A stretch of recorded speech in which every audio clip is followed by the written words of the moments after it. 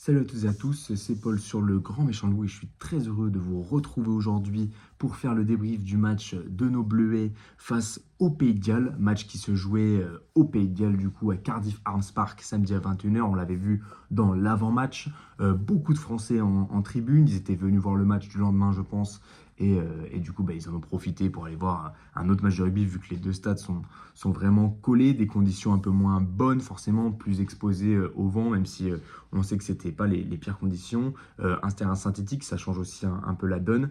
Et donc, au final, pas mal de gens dans les tribunes, même si c'était quand même pas plein, mais pas mal de gens. On aurait pu s'attendre à pire, vu l'état du rugby gallois en ce moment. Mais la France, du coup, qui était première du classement avant ce match, mais face à une équipe du Pays de Galles qu'on savait accrocheuse, parce qu'elle avait quand même pris un bonus défensif face à l'Angleterre, qui était aussi l'un des favoris du tournoi. Donc, il fallait qu'on fasse très, très attention à cette équipe.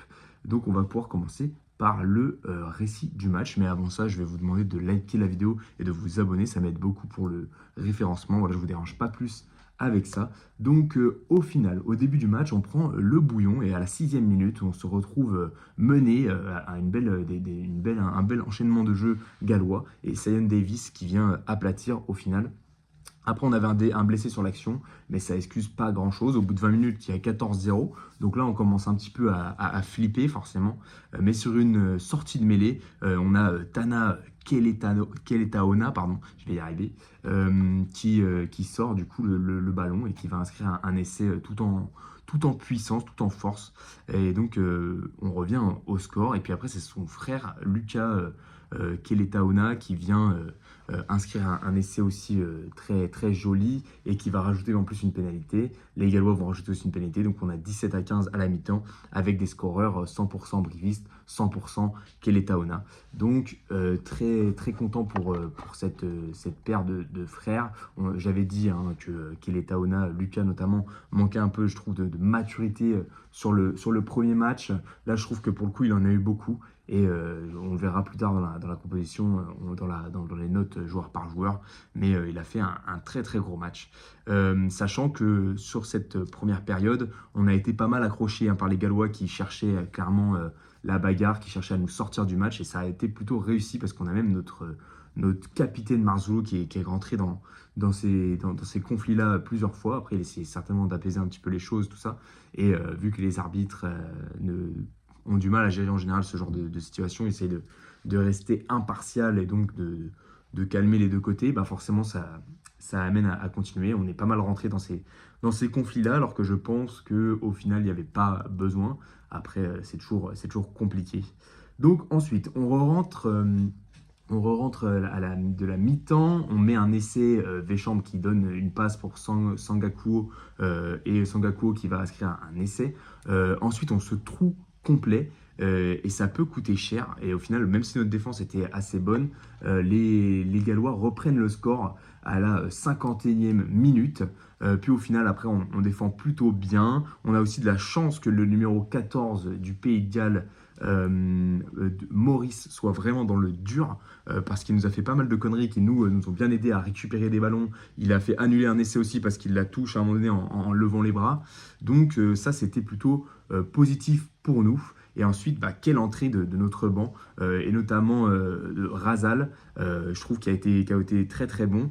Et aussi Garo, qui a été juste stratosphérique et qui va marquer un peu l'essai Salvatore, on va dire l'essai de la gagne à la 66e minute et qui nous permet de repasser devant.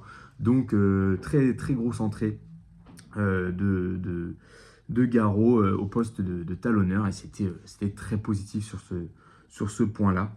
Et ensuite on a un essai à la fin de Kazemaju qui est vraiment un poison aussi pour les défenses, très dur à maîtriser, qui nous conforte, qui nous donne le bonus, on l'avait déjà, mais qui nous conforte dans notre victoire et qui enlève le point aux Gallois, donc on ne laisse rien, c'est très positif. Et on se conforte seul en tête, du coup, en faisant un super boulot, notamment dans le money time, comme on dit. À la fin du match, on a su repasser devant, alors qu'on avait été dominé. Le rugby Rama Midi Olympique, on parlait de victoire miracle, et c'est un petit peu ça. Et c'est grâce à notre maîtrise du money time, parce que tout n'a pas été parfait. Par contre, on a dans les points positifs aussi, on a une très bonne mêlée quand nos remplaçants rentrent. Donc c'était très positif. Par contre, en touche, qui est censé être notre point fort, ça a été plus que compliqué. Et voilà, au niveau des conflits, on va dire, un peu des erreurs de jeunesse, qui est de rentrer dans des conflits face aux Gallois. Là, pour le coup, on s'est fait complètement avoir. On est rentré dans leur jeu et ça aurait pu nous coûter très cher. Mais au final, comme je dis, on a été un peu les rois du Money Time et on les a bien renversés. Donc, ça fait carrément plaisir. Je vais revenir un peu sur la performance de l'arbitre. Donc, Campbell, donc déjà un genou, on aurait dit qu'il avait 12 ans, mais il était content d'être là, il avait la banane, c'était un Écossais, il était là au début du match, il avait l'air d'être content, donc ça faisait plaisir de voir quelqu'un avec le sourire. Euh, donc voilà, il nous gâche une petite action à un moment donné parce qu'il voilà, il se met là, mais ça peut arriver. Et au final, il fait pas beaucoup de fautes. Cet arbitre, je trouve qu'il a plutôt bien géré les conflits entre les joueurs. Il a toujours pénalisé, même quand c'était contre nous. Je trouve que c'était mérité. Après, je dis ça aussi parce que j'ai regardé le match en différé, en replay. Donc, je savais qu'on avait gagné, donc je m'énervais pas trop. Mon ressenti à chaud et en direct aurait peut-être été différent. À la fin, il fait quand même une erreur. Il siffle la mauvaise pénalité sur la trace qui se fait charger en l'air. Mais au final, il reconnaît, il va se corriger à la VAR. Donc, je trouve que c'est un plutôt bon match de la part de Monsieur Campbell. Voilà. Ensuite, je vais passer sur notre 15 à nous, et je vais me donner des notes. Du coup, la première ligne, j'ai mis un 6 à Frissac, qui a été plutôt pas mal, toujours aussi impactant. Gilles, par contre, je lui ai mis un 5. C'était pas catastrophique dans le jeu, mais au niveau de la touche, ça allait, mais pas du tout. Après, c'est pas que de sa faute non plus. Pargad, je lui ai mis un 6. Véchambre, toujours auteur de grosses prestations, je lui ai mis un 7. Michaud, un 6. Pareil, plutôt bonne prestation.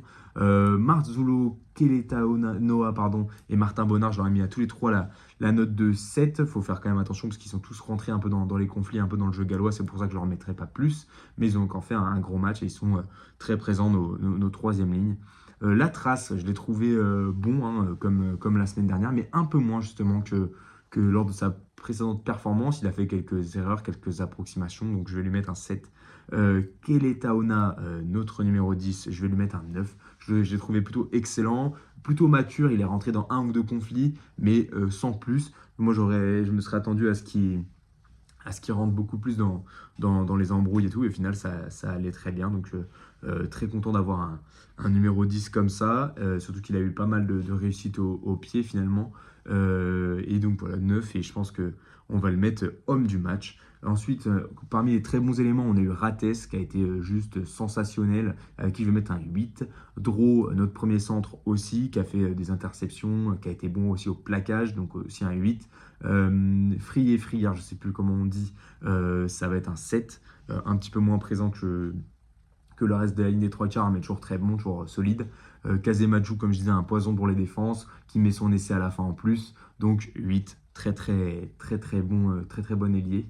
Et Sengakuo, donc c'était le premier match, a été aussi très bon, donc 7. Il a fait des petites erreurs à certains moments, donc je vais lui mettre que 7 et pas 8. Mais j'ai trouvé quand même très bon et très satisfaisant à ce poste d'arrière. Et pour le banc, je vais lui mettre un 8 parce qu'on a eu des énormes éléments sur ce banc. Du coup, notamment, je vais en parler d'un seul, c'est de Garot, qui nous a fait une super entrée, que ce soit au niveau des plaquages, qui était vraiment assassin. Et il nous met aussi son essai, donc c'est top. Donc tout ça est très positif. On est premier du classement, juste devant l'Angleterre, qui compte 9 points, donc on en compte 10, donc on a pris tous les points prenables, on n'en a laissé aucun pour l'instant. Donc comme je disais, c'est très positif. Et on va jouer contre l'Italie samedi à 21h au Stadium Lille Métropole. Donc on verra dans notre avant-match ce que ça peut donner, sachant que l'Italie U20 est moins en forme que l'Italie senior, parce que tout simplement il compte que 2 points, donc 2 bonus défensifs. Donc ce sera peut-être un petit peu moins galère, mais il faut toujours faire très attention. Et on verra ça du coup dans l'avant-match. Et voilà, moi je vous laisse et je vous souhaite une bonne semaine.